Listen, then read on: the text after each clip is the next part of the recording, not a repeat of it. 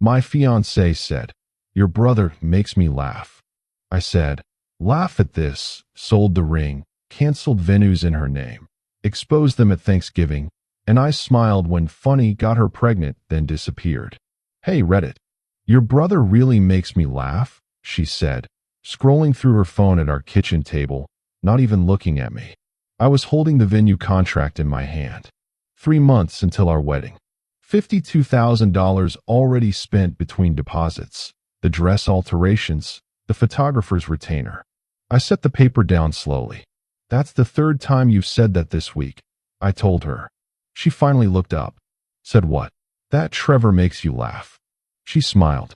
Actually smiled. "Well, he does. He's funny. You're always so serious." I'm 33. She's 29. We'd been engaged for 8 months, together for 3 years before that. We were sitting in the apartment we'd moved into 6 months ago, the one with both our names on the lease, the one we'd specifically chosen because it had space for the family we talked about starting after the wedding. "I'm serious because I'm planning our entire wedding while you're texting someone at 11 at night," I said. Her phone was face down now. "I'm texting your brother about the bachelor party. He's helping coordinate it." "You knew that?" "I didn't know that." Trevor had volunteered. He was my younger brother by 4 years, the one everyone always described as charismatic, the one who'd never held a job longer than 18 months, the one our mother still helped with rent sometimes. He'd offered to plan my bachelor party, and I'd been grateful because I was drowning in wedding logistics and work deadlines. "Right," I said. "The bachelor party." "You're being weird," she said, standing up with her phone. "I'm going to bed." She left me sitting there with the venue contract and a feeling in my chest I couldn't name yet. Not quite suspicion. Not quite fear. Something in between. That was 3 weeks ago. For the next few days, I told myself I was paranoid. She'd always gotten along with my family. Trevor had always been friendly with her. They'd had normal conversations at family dinners, laughed at the same jokes. That was it. I was stressed about the wedding, about the promotion I'd been promised at work that kept getting delayed, about the fact that we'd been arguing more lately about small things that felt like bigger things. Then my mother called. "I ran into Trevor at the grocery store," she said. "He mentioned he's been helping with wedding planning." "Just the bachelor party," I told her. Well, he seemed very involved in the details. Kept talking about centerpieces and table arrangements. I stopped typing the email I'd been working on. "What?" "I thought it was odd too," my mother said carefully. "Those aren't bachelor party details." After we hung up, I sat at my desk for 20 minutes, not moving. Then I opened my laptop and pulled up our shared wedding planning folder. The one my fiancée and I had created together, with access limited to just us and the wedding planner. Trevor's email was in the sharing permissions.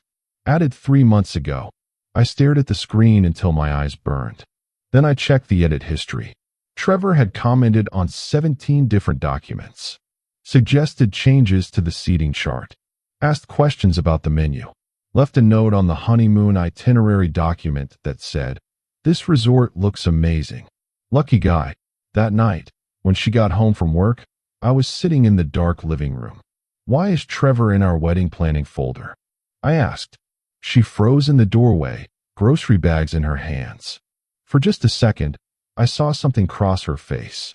Then it was gone, replaced by confusion that looked almost genuine. "What are you talking about?" "The shared folder. For the wedding. Trevor has access. He's been commenting on documents." She set the bags down slowly. "Oh, yeah, I added him a while ago. He offered to help since you're so busy." "Help with what?" "The napkin colors? The honeymoon resort." "You're being ridiculous," she said, but her voice was different now. Harder. "He was just trying to be supportive. By commenting on our honeymoon plans." It was one comment. "You're making this into something it's not." She picked up the grocery bags and walked past me to the kitchen. I sat there listening to her unpack, the sound of cabinets opening and closing, and I realized something. She hadn't asked me why I was upset. She hadn't apologized or tried to explain. She'd just told me I was wrong to feel what I was feeling. The next morning, I called Trevor. "Hey, man," he answered, sounding relaxed. "What's up? Why are you in my wedding planning folder?" Silence. "Then, she told you about that?" "She had to. I found it myself." "Look," he said, and I could hear him moving, probably going somewhere private. "She asked me to help. Said you were stressed, and she needed someone to bounce ideas off. I was just being a good brother." By looking at honeymoon plans, I clicked on the wrong document by accident. "That's it. You're reading into this."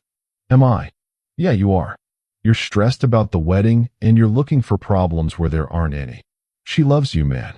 I'm just helping out." He sounded so reasonable, so calm.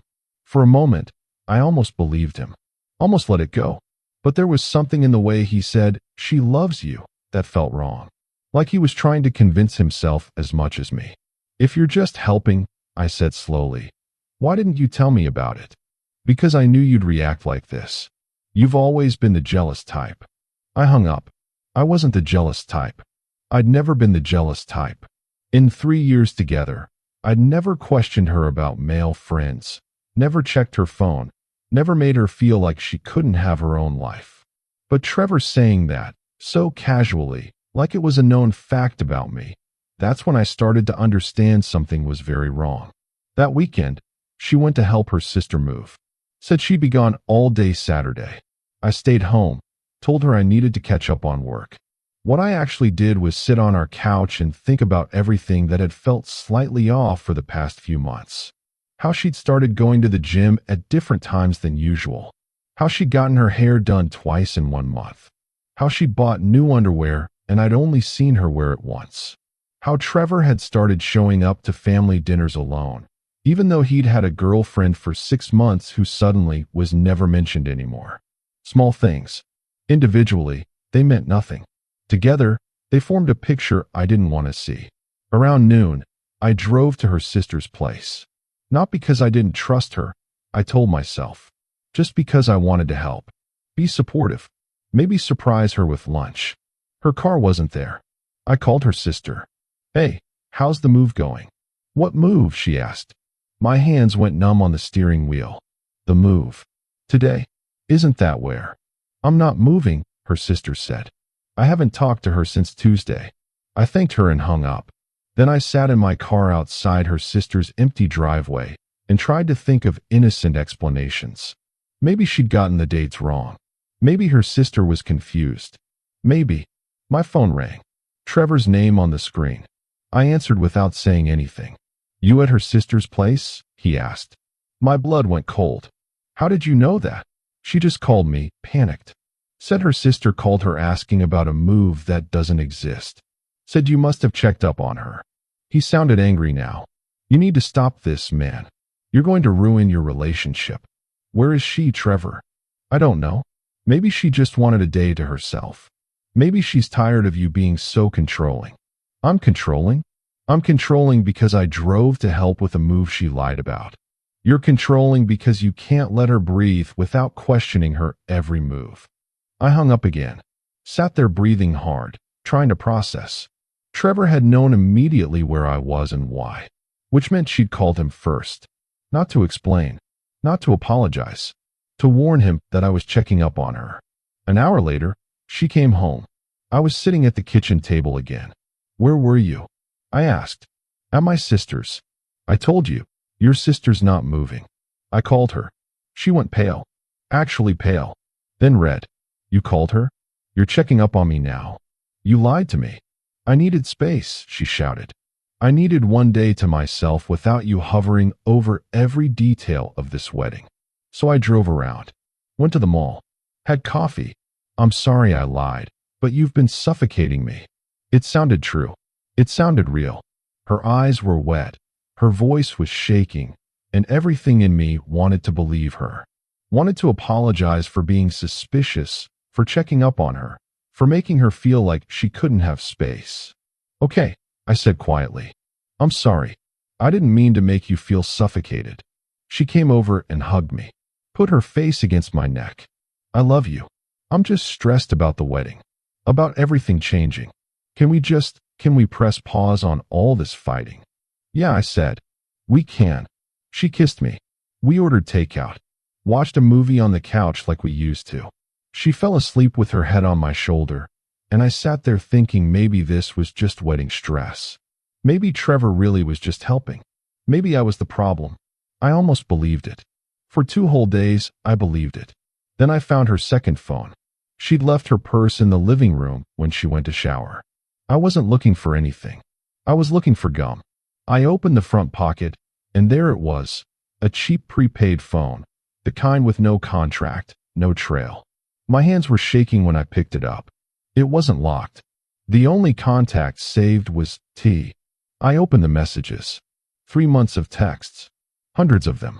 The first few were innocent enough, wedding planning stuff, funny memes, casual conversation. Then they shifted, became more personal, more intimate, more everything. He doesn't appreciate you like I do. I can't stop thinking about last weekend. We need to be more careful. He's getting suspicious. After the wedding, we can figure it out. Just hold on a little longer. The most recent message was from this morning. From Trevor. He called me asking where you were yesterday. Be ready for questions. Love you. Love you.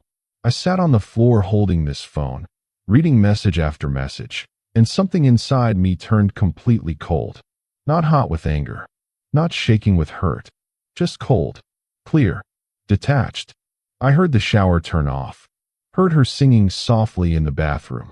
Heard her blow-drying her hair. I put the phone back exactly where I'd found it. Closed her purse. Walked to my office and shut the door. Then I started making calls. First, the jeweler. I need to sell back an engagement ring. How much can you give me for it? He offered me 60% of what I'd paid. I said yes. Made an appointment for Monday. Second, the venue. I need to cancel our wedding booking. Yes, I understand there's a cancellation fee. Can you send the invoice to her email instead of mine? There's been a change in who's handling the finances. They said they'd update the billing contact. Third, the photographer, the caterer, the florist, the band. One by one, I canceled everything, transferred every billing notice to her email, ate every cancellation fee that couldn't be redirected. By the time she came out of the bathroom, I dismantled our entire wedding. You've been in there a while, she said, standing in my office doorway in her robe. You okay? Yeah, I said, turning to look at her. Just work stuff. Hey, I was thinking, maybe we should have dinner with Trevor this week. Clear the air. I feel bad about being suspicious. Her face lit up. Really? That would be amazing. I think you guys just need to talk. Yeah, I said. Let's do Thanksgiving. Whole family there. Nice and public. No drama. Perfect, she said, smiling. She came over and kissed the top of my head. I'm glad you're letting this go. It's been really hard feeling like you don't trust me. I trust you, I lied. She left the office. I sat there in the dark, watching her shadow move through the living room, and I didn't feel anything at all. The next week, I sold the ring. The jeweler didn't ask questions, just handed me a check and said, I'm sorry, man. Don't be. I said. The cancellation notices started hitting her email. She mentioned them casually on Tuesday night. Did you cancel the venue? I got a weird email. Yeah, I said, eating my dinner. I did. She froze. What? I canceled everything. The venue, the photographer, the flowers. All of it. Her face went through 5 emotions in 2 seconds. What are you talking about? Why would you? Because there's not going to be a wedding. She stood up so fast her chair fell backward. Are you insane? Do you know how much money we've already? I know exactly how much money. Every single deposit, every cancellation fee, every wasted dollar. I know. Then why would you? Because I found your phone. She stopped breathing. Literally stopped breathing for 3 full seconds. I don't know what. The prepaid phone. In your purse. 3 months of messages. Trevor. Love you. After the wedding. Be more careful. Should I keep going? Or do you want to stop lying now? She grabbed the edge of the table. Her face was white. Let me explain. No. Please, just listen. No. I stood up, picked up my keys. I'm going to stay at a hotel until I figure out next steps for the lease. You can stay here tonight. Tomorrow, we'll talk about logistics. But right now, I need you to stop talking. Where are you going? Away from you. I walked out, got in my car, drove to a Holiday Inn and checked in for the week. Turned off my phone, sat in a room that smelled like industrial cleaner and old carpet, and I finally let myself feel it. Not the anger, not yet, just the loss. The 3 years that were gone. The future we'd planned that didn't exist anymore. The person I thought I knew who turned out to be someone completely different. I stayed in that hotel room for 2 days. Didn't answer calls from her, from Trevor, from my mother. Just sat there, ate takeout, and planned what I was going to say at Thanksgiving. When I finally turned my phone back on, I had 47 missed calls, 31 texts, most from her, begging me to come home, to talk, to let her explain. Some from Trevor, angry at first, then worried, then angry again. One from my mother, your father and I know something's wrong. Whatever it is, you're still invited to Thanksgiving. Both of you. We'll be here. I texted back, I'll be there. Not sure about her. Thanksgiving morning, I got up early, showered, put on the nice shirt she'd bought me last Christmas, the one she said made me look handsome. Drove to my parents' house 3 hours before dinner. My mother opened the door, took one look at my face, and pulled me inside. What happened? I told her everything. The phone, the messages, the canceled wedding. She sat down halfway through, and by the end, she was crying. Trevor, she whispered. Your brother? Yeah. And she was going to marry you anyway? The messages said after the wedding. I think the plan was to figure it out later. Maybe she gets the wedding she wants, the attention, the photos, then divorces me in a year. I don't know. I stopped trying to understand it. My father came in then. My mother told him. He didn't cry. He just got very quiet and very still, the way he does when he's furious. They both coming today, he asked. I invited them, my mother said. Before I knew. Good, my father said. Let them come. They showed up separately. She arrived first, looking nervous, scanning the room until she saw me. I was standing in the kitchen with a beer, talking to my uncle like nothing was wrong. Can we talk? She asked quietly when she got close. We will, I said. After dinner. Trevor showed up 20 minutes later. Walked in like everything was normal, hugged my mother, shook my father's hand. He saw me and hesitated. Hey, he said. Hey, I said back. We all sat down for dinner. 18 people around my parents' extended dining table. She kept looking at me. Trevor kept looking at her. My parents kept looking at both of them. Everyone else just thought it was a normal Thanksgiving. We made it through appetizers, through the turkey, through the small talk and the football commentary and my aunt's questions about the wedding. How's the planning going? She asked brightly. It's not, I said, setting down my fork. We canceled it. The table went silent. Oh no, my aunt said. I'm so sorry. What happened? I looked at my ex-fiancée, then at Trevor, then back to my aunt. She's been sleeping with my brother for 3 months. They were planning to continue after the wedding. I found out, canceled everything, and here we are. Someone dropped a glass. It shattered on the hardwood floor, but nobody moved. That's not, she started. I have the phone, I said calmly. I have screenshots of every message. 3 months of I love you, and be careful, and after the wedding. You want me to read some out loud, or are we done pretending? Trevor stood up. You're a psycho, you know that? Going through her stuff, stalking her. I found a burner phone in her purse while looking for gum. The only psycho thing I did was not punch you immediately. My father stood up then. Trevor, get out of my house. Dad, get out. Trevor looked at my mother. She was crying again, not looking at him. Mom, go, she whispered. He left, grabbed his coat, and walked out without another word. She tried to follow, but my father blocked the door. You stay, he said. You owe my son answers. In front of all of us. Mr. Parker, please. Why? I asked. Not angry. Just tired. Why not just break up with me? Why string me along? Why plan a whole wedding you knew was a lie? She was crying now. Real tears, not the manipulative kind. I don't know. I got caught up in it. The attention, the planning, the idea of the perfect wedding. And Trevor was he was fun. He made me laugh when you were stressed and distant, and I was stressed because I was planning our entire future while you were screwing my brother. It wasn't supposed to happen, she sobbed. It just did. And then I didn't know how to stop it. I thought maybe after the wedding, things would go back to normal between us, and I'd end things with Trevor, and what? I'd never find out. You'd just carry this secret forever. I don't know. I don't know what I was thinking. That's the problem, my mother said quietly. You weren't thinking about him, about the family, about consequences. You were just taking what you wanted. My ex-fiancé looked around the table. Every single person was staring at her with some mix of disgust, pity, or anger. My cousin's wife actually shook her head.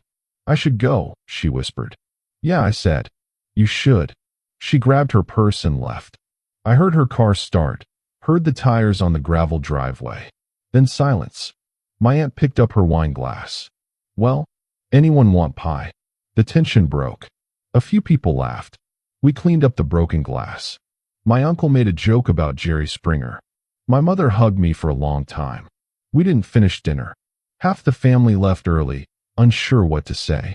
The other half stayed and got progressively drunker, telling me I was better off, that she wasn't good enough anyway, that Trevor always was the screw-up.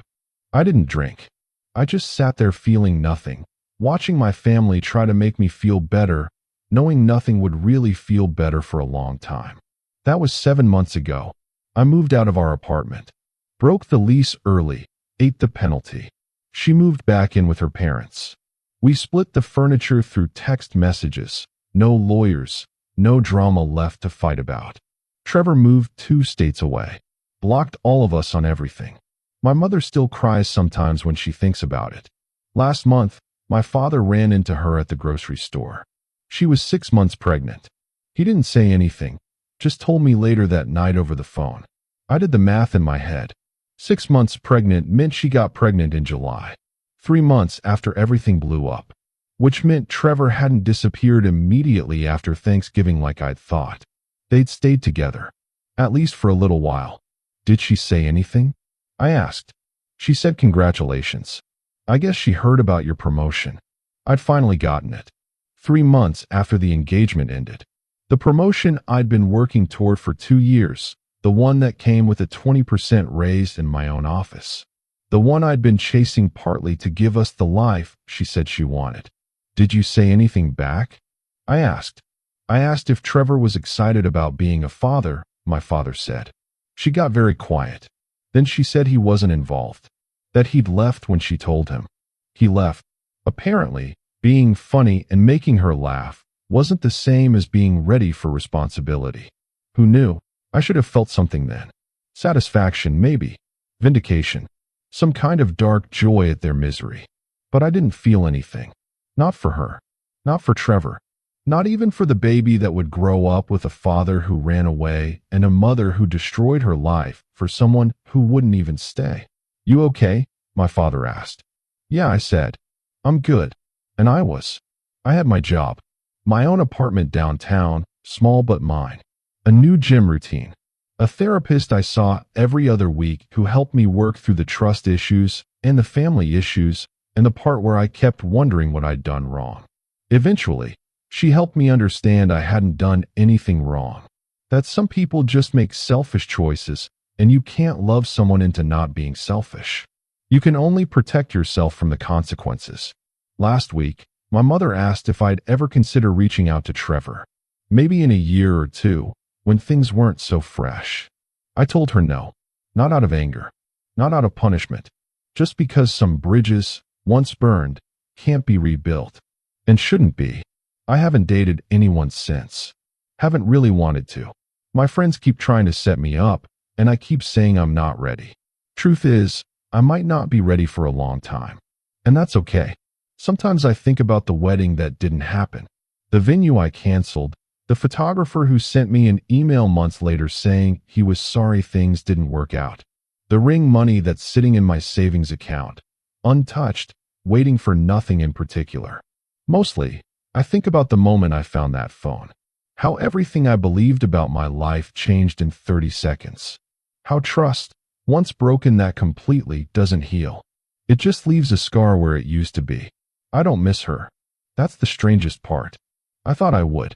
Thought I'd spend months aching for what we had. But what we had was a lie, and you can't miss something that never really existed. I miss the idea of her. The future we'd planned.